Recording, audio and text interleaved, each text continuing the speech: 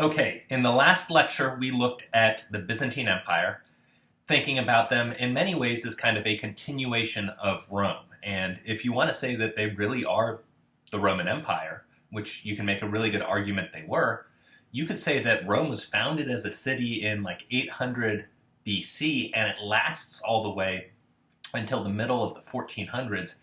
It is a civilization that, although it kind of moves around, lasts for over 2,000 years, which is pretty remarkable. Today we want to look at, or in this lecture we want to look at, another group of people that could maybe be seen as also carrying on some of the traditions of Rome and being seen as another heir of the Roman Empire in the West.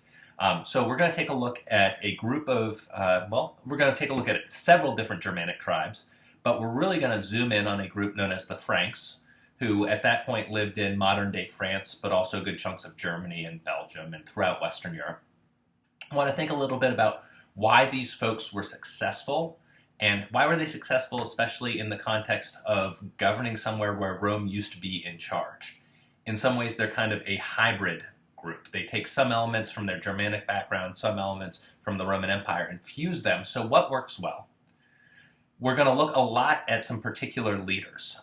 Clovis, an early king of the Franks. We'll look at some others named Pepin and Charles Martel, another Pepin, before we get to Charlemagne. Look at some of his sons. But who writes about these folks? How do they portray them? And why would they portray them the way that they choose to, right? This is something we've really been trying to focus on. Anybody could write about Clovis. Anybody could write about Charlemagne.